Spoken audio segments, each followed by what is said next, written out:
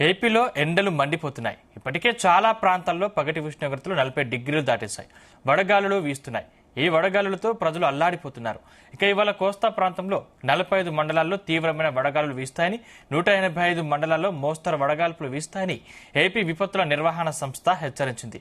ఇక రేపు అంటే సోమవారం 34 మండలాల్లో తీవ్రంగా, 171 మండలాల్లో మోస్తరు వడగాల్పులు ఉంటాయని అంచనా వేసింది. ప్రజలు అప్రమత్తంగా ఉండాలని, అవసరమైతే బయటకు రావాలని వాతావరణ శాఖ సూచించింది. ఇక నిన్న నంద్యాల జిల్లా గోస్పాడు, కర్నూలు జిల్లా ఉలిందకొండలో 41.8 డిగ్రీల పగటి ఉష్ణోగ్రత రికార్డైంది. ఇక ఏపీ వ్యాప్తంగా 19 మండలాల్లో తీవ్రంగా, 54 మండలాల్లో మోస్తరు వడగాల్పులు వీచాయి.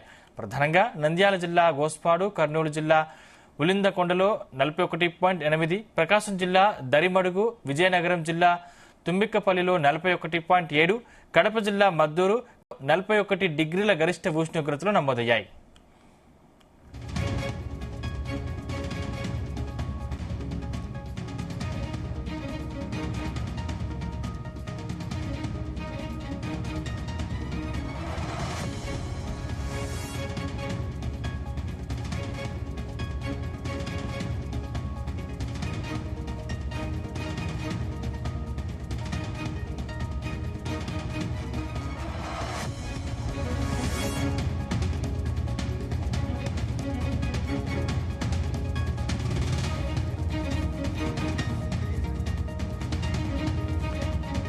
ఏపీలో అయితే ఎండలు చాలా దారుణంగా కొడుతున్నాయి. ఉక్కపోతకు ప్రజలు అల్లాడిపోతున్న పరిస్థితి కనిపిస్తోంది. ఈ అంశానికి సంబంధించిన మరింత పూర్తి సమాచారం మా ప్రతినిధి ప్రసాద్ అందిస్తారు. ప్రసాద్.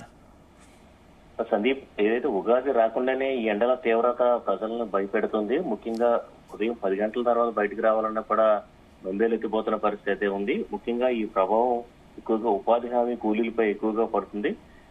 ఉదయం 11 గంటల వరకు వీరు పనులు చేస్తుంటారు, మధ్యాహ్నం వరకు కూడా.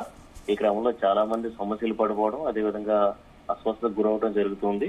అదేవిధంగా రేపటి నుంచి కూడా ఏపీలో 10వ తరగతి పరీక్షలు ప్రారంభం కాబోతున్నాయి. మొత్తం 6,49,000 మంది విద్యార్థులు రేపు నుంచి పరీక్షలు రాయబోతున్నారు. ఉదయం 9 గంటల 30 నిమిషాల నుంచి మధ్యాహ్నం 12 గంటల 45 నిమిషాల వరకు, అంటే మధ్యాహ్నం 1 గంటల వరకు కూడా ఈ పరీక్ష ఉంది. ఈ నేపథ్యంలో ఇటు విద్యార్థులు, అదేవిధంగా వాటిని ఎగ్జామ్ సెంటర్ తీసుకొచ్చే తల్లిదండ్రులకు కూడా తీవ్ర ఇబ్బంది పడే పరిస్థితి కనిపిస్తుంది. ముఖ్యంగా ఇటు రాయలసీమ జిల్లాలో అయితే ఈ ఎండల ప్రభావం మరీ ఎక్కువగా కనిపిస్తుంది. కర్నూలు జిల్లాలో 40 డిగ్రీల వరకు దాటి ఉష్ణోగ్రత నమోదవుతుంది. 41 డిగ్రీల వరకు కూడా ఉష్ణోగ్రత నమోదవుతుంది. అదేవిధంగా మధ్యాంధ్రలో ముఖ్యంగా రాజమండ్రితో పాటు విజయవాడ ఈ ప్రాంతాల్లో 36 డిగ్రీల వరకు కూడా ఉష్ణోగ్రత నమోదవుతుంది. అయితే సాధారణంగా అంటే 2-3 డిగ్రీలు ఉష్ణోగ్రత నమోదు కావడం అనేది ఇటు ఆశ్చర్యానికి గురి చేస్తుంది. అదేవిధంగా కొన్ని చోట్ల అయితే విభిన్న వాతావరణం కూడా కనిపిస్తుంది. ఉదయం పూట కోనసీమ ప్రాంతాల్లో విపరీతమైన మంచు కురుస్తుంది. తర్వాత ఉదయం 9 గంటల నుంచి కూడా ఎండల తీవ్రత ప్రారంభమై ప్రజలు బయటకు రాని పరిస్థితి అయితే ఉంది.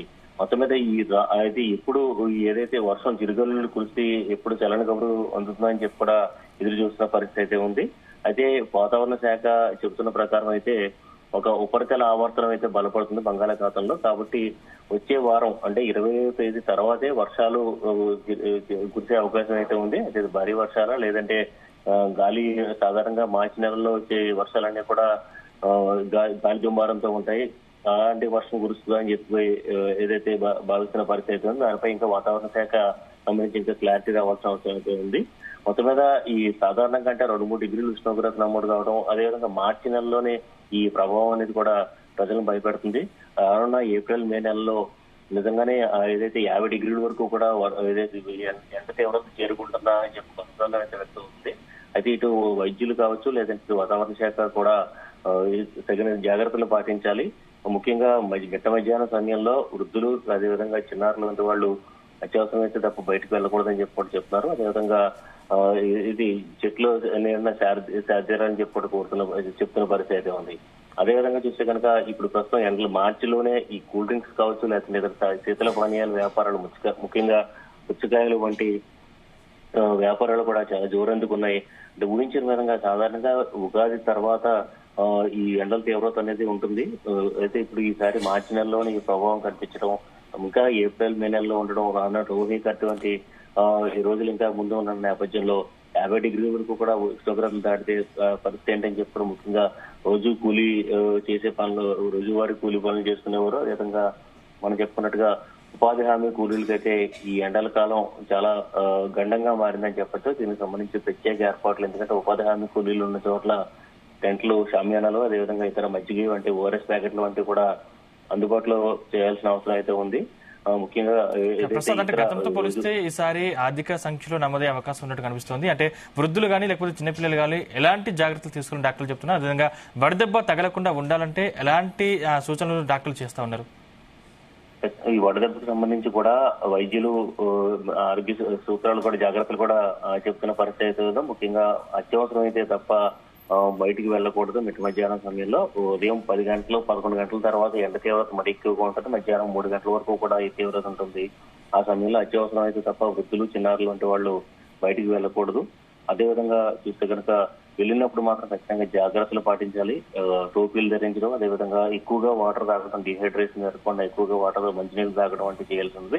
శీతల పానీయాలు, ముఖ్యంగా పుచ్చకాయలు, అదేవిధంగా కొబ్బరి బొండాలు వంటివి కూడా తాగాలని చెప్పి కూడా సూచిస్తున్నారు. ఓఆర్ఎస్ ప్యాకెట్లు కూడా అందుబాటులో ఉంచుకోవాలని చెప్పి కూడా సూచిస్తున్న పరిస్థితి అయితే ఉంది.